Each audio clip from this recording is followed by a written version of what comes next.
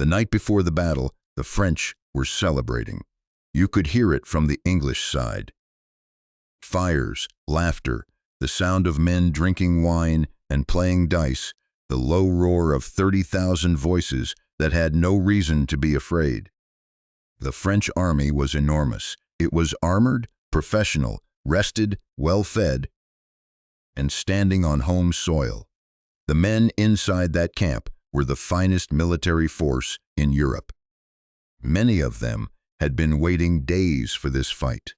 Some had traveled hundreds of miles just to be part of it. On the English side, there was almost no sound at all. 6,000 men, some of them barely able to stand, sat in the mud and the dark and waited for morning. Many of them had dysentery. Their boots were worn through. They had been marching for 18 days through October rain with not enough food and too many miles. Their king had led them 270 miles from Harfleur on the Normandy coast. And every day of that march, the French army had been watching, tracking, positioning itself ahead of them. The English were not supposed to be here. They were supposed to have crossed the river Somme and made it to Calais 2 weeks ago. They hadn't made it. Now they were trapped. In front of them, the largest army France had assembled in a generation. Behind them, nothing. No allies, no resupply, no escape route that made any sense. But here is what you need to understand before we go any further. The French had already made the decision that would destroy them. Not on the morning of October 25th.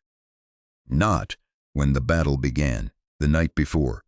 In the dark, while they were celebrating, they had chosen where to stand their army. And that choice, one simple, invisible, entirely avoidable choice, would determine the outcome before a single arrow flew. We'll come back to that choice, but not yet. This is not a story about English bravery. This is not a story about divine favor or the miraculous power of the longbow. This is not a story about a king's famous speech. This is a story about what happens when an army mistakes its own size for invincibility, and what that mistake costs every single time. To understand Agincourt, you have to understand what Henry V's army had already survived just to get there. Henry was 27 years old in the autumn of 1415. He had been king for 2.5 years. He had fought his first battle, Shrewsbury, at 16, and been struck in the face by an arrow that embedded itself 4 inches into his skull. His surgeons spent weeks removing it with a specialized tool. He had led the siege of Harfleur for 5 weeks in August and September, a grinding operation in driving summer rain that left 1/3 of his army sick with dysentery before the siege was even finished. The disease was so severe that Henry sent 1,200 men home. He could not afford to. He sent them anyway. What remained was this army of roughly 6,000 archers, men-at-arms, a few knights, his household troops, and Henry V made the decision, almost incomprehensible in retrospect, to march north to Calais rather than sail his weakened force home. He would cross France. He would force the French to react. He would show his presence. For 18 days, the march was a controlled disaster. Rain did not stop. Food ran low, the army slowed, men fell behind and were left. The French shadowed them, blocked river crossings, burned bridges, and moved a force 3 to 6 times larger into position to intercept. By the evening of October 24th, the English had found the French blocking the road at a village called Agincourt. There was nowhere left to go. You would have understood the mathematics of it in an instant if you had stood in that English camp. The French line stretched from one forest edge to the other across the road ahead. Their first line alone, the men-at-arms who would advance on foot, numbered somewhere between 8 and 10,000. Behind them, a second line nearly as large. Behind that, a third. Cavalry on the flanks, crossbowmen in support, artillery pieces, the whole engine of medieval French military power, assembled, rested, and waiting. Henry V reportedly surveyed this and said, if the chronicles are to be believed, that he wished he had 10,000 more archers. An aide reportedly answered that he wished the army were larger. Henry disagreed. He said he would not want a single man more than he had. Here's what most people miss when they hear that exchange. It was not bravado. Henry V was already calculating. He had fought enough battles to understand something that the French command did not.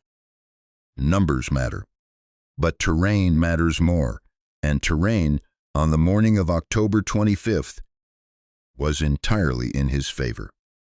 The field between the two armies was not open ground in the way you might picture. It was a corridor. On the left, the Forest of Agincourt. On the right, the Forest of Tramecourt. Two dense woodlands pressing in from both sides, compressing the available space as you moved from the French end of the field toward the English line.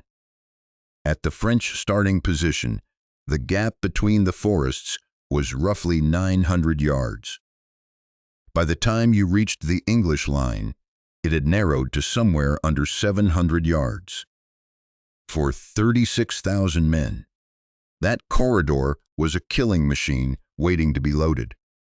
And beneath that corridor was the third factor, the one the French had overlooked.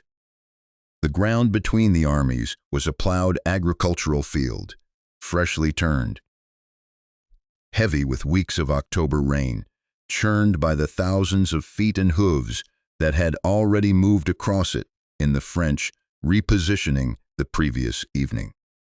It was not merely wet, it was deep, ankle-deep in places, knee-deep in others. If you fell in that mud wearing full plate armor, 250 pounds of metal pressing you into the earth, you could not get back up without help. And nobody was stopping to help. The French command had positioned their finest troops on a freshly plowed, rain-soaked field that compressed their formation into a narrowing funnel, and they outnumbered the English so dramatically that it had not occurred to them to ask whether the field beneath their feet was an asset or a trap. It was a trap, and they had walked into it the night before by simply choosing where to stand. The morning of October 25th, the feast day of Saints Crispin and Crispinian, broke cold and gray. Henry V moved first. For 3 hours, the two armies had faced each other across the field in silence, neither side willing to advance into the open ground and surrender the defensive advantage. The French were content to wait. Their position was strong. Time was on their side. The English would have to move, eventually, and when they did, the French could receive them. Henry understood this. He also understood that his men were weakening by the hour. They had not eaten properly in days. Standing still in the cold was making them sicker. He could not afford to wait. He gave the order to advance. The English moved as one, archers, men-at-arms, the whole exhausted line, shuffling forward into the mud, stopping 250 yards from the French position, which was now just inside effective longbow range. As they moved, the archers carried sharpened wooden stakes, 6 feet long, hammering them into the mud in front of their positions at an angle, points forward. a fence of wood across the face of the English line. Sir Thomas Erpingham, 70-odd years old, grey-haired, one of the most experienced knights in the English army, walked in front of the line. He threw his baton into the air, shouted one word, "Nestroket," and 6,000 bows bent at once. What followed lasted perhaps 30 seconds and changed everything. The English longbow, in the hands of a trained archer, could fire 10 to 12 arrows per minute, 250 yards. The arrows arched high and descended nearly vertically, punching through the tops of helmets, the wicker plate at the shoulders and armpits. Besides, not every arrow killed, but 10 arrows per man per minute, multiplied across several thousand archers, produced a density of fire the medieval world had never concentrated in one place. The French cavalry on the flanks charged at the sound of the first volley. This is where it gets remarkable. Those horses hit the mud at a gallop, or horses covered in their own plate padding, built to charge and shatter a formation. They hit the mud and they stumbled. Some went down in the first 50 yards. Arrows striking them, not killing them outright, but panicking them, sent them wheeling, screaming, turning back. Horses that could not stop in the mud collided with each other. Some turned and galloped directly back into the French first line, which was already beginning to advance on foot. French men-at-arms had begun moving, 10,000 soldiers in full plate, down, pushing forward across the ploughed field toward the English archers. Behind them, the second line pressing forward. Behind that, the third. As they moved, the funnel tightened. The forests on both sides were impassable. The men at the edges were forced inward, guarding the men at the center. The formation, which had begun 900 yards wide, was compressing with every step. Men who needed room to swing a sword could not find it. If you were standing in the interior of that mass, you could not raise your weapon. You could barely breathe, and the mud, every step forward, was a battle in itself. The armor that had seemed protective in camp was now a weight system, dragging each man deeper into the earth. Those who stumbled could not be helped up. There was no room. The line kept pressing forward. The stumbling man was stepped on, stepped over. The English archers, safe behind their stakes, kept firing into the approaching mass, not into the front of the formation now, into the flanks, angling along the length of the French columns. Enfilade fire, each arrow passing through 10 feet of compressed humanity rather than one. The men at the sides of the formation could not close with the archers because the archers were not directly in front of them. They were at an angle, and the mud made any change of direction almost impossible. By the time the French first line reached the English position, it was already broken. Men who had walked 400 yards through deep mud in full plate armor were exhausted before the fighting began. The formation had compressed so severely that soldiers could not use their weapons. The English men-at-arms met them with maces, swords, and axes at close range. It was not a battle at this point, it was a collapse. What happened next is the part of Agincourt that history tends to soften. It should not be softened. The French were falling in enormous numbers, not all of them dead. The armor was expensive, and the men inside it were worth ransoms. The English were taking prisoners as they fought, pulling men aside, disarming them, securing them for negotiation. Within an hour of the fighting beginning, the English had more French prisoners than they had soldiers of their own. Men-at-arms were guarding prisoners instead of fighting. The English flanks were thinning. Henry V received a report, later disputed, but believed at the time that a French force had attacked the English baggage train at the rear. Simultaneously, the French third line, still intact on the field, had not yet engaged. Henry V gave an order that shocked his own commanders. He ordered every prisoner in English hands to be killed. The execution of prisoners violated the military code of the era. It denied the English the ransoms those men represented. It was an act of tactical ruthlessness almost without precedent. Henry's own men refused to carry it out at first. To send a separate unit, archers, men not bound by the knightly code in the same way, to do it. The French third line, seeing what was happening, retreated without engaging. By afternoon, it was over. The French lost somewhere between 7,000 and 10,000 men. The English lost fewer than 400. The Duke of York died. A handful of English knights, almost no one else. Henry V walked the field afterward, stepping over the bodies of men who had been certain they were going to win that morning. Now, here is what the French nobles had decided the night before. While they were celebrating, they had positioned their army on a freshly plowed field. A meadow, not a road, not dry ground, a tilled agricultural field in late October, already soaked from weeks of rain, turned into something close to a swamp by the repositioning of tens of thousands of soldiers the evening before battle.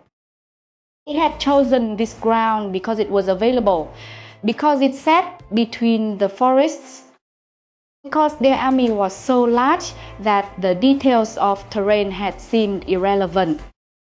Assumption killed them. You have seen this before, even if you did not recognize it at the time. Roman legions in the Teutoburg forest in 9 AD, 3 full legions, 17,000 soldiers massacred by a German force half their size because Publius Quintilius Varus led them into a narrow woodland corridor where Roman formation tactics were useless. Overwhelming numerical advantage, wrong terrain, catastrophic outcome.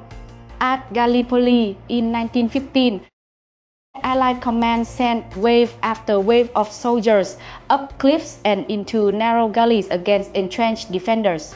More men than the defense. Yes, position, identical result. The pattern is not a coincidence. Mass does not beat terrain. Overconfidence in mass guarantees that the terrain wins. Charles d'Albret, the Constable of France, actually argued for a more cautious approach before the battle.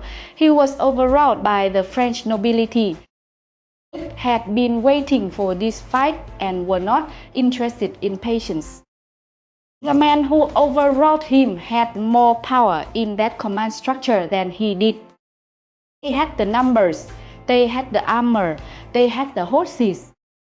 They had, as far as they could calculate, every possible advantage. They had not looked at the mud. Three things to take from this. First, Agincourt was not a miracle. It was a geometry problem. A field 900 yards wide at one end and 700 at the other. A plowed surface that turned plate armor into an anchor, and archers who could fire 12 arrows a minute into a compressed column of men who had no room to move. The outcome was almost mathematically inevitable once the French chose that ground. Henry V understood the geometry. The French command did not. Second, every institution, every army, every organization that mistakes its own size for invincibility is standing on that field right now. It does not matter whether the terrain is mud or a market or a supply chain or a system. The pattern holds. The bigger the force, the more certain its leadership tends to be. The more certain its leadership, the less carefully it looks at the ground beneath its feet. The ground is almost always what kills you. Third, and this is the one that stays with you, 6,000 sick men who had every rational reason to surrender, men with dysentery and worn-out boots and 18 days of rain in their bones, did not surrender. They drove their stakes, bent their bows, and held the line, and by afternoon they had beaten the most powerful army in Europe. This is not a story about a lucky arrow. This is not a story about God favoring the English. This is not a story about a speech. This is a story about mud, geometry, and what happens when certainty stops asking questions. The margin between disaster and survival is almost never what you think it is. It is rarely about numbers. It is rarely about resources. It is almost always about whether you understand where you are standing and whether the people on the other side of the field have bothered to find out. Each part of this battle changed your understanding of it most. The terrain, the prisoners, the mud, the decision the night before. Tell me below. This is the kind of history you want. No mythology, no simplification. It's the mechanics of how extraordinary things actually happen. Then you know what to do. Dauphin marched his army to Calais. They arrived 4 days later. The news of Agincourt reached England. Church bells rang across London. The chroniclers could not agree on the exact number of the dead. They all agreed the outcome was impossible. It wasn't impossible. It was geometry.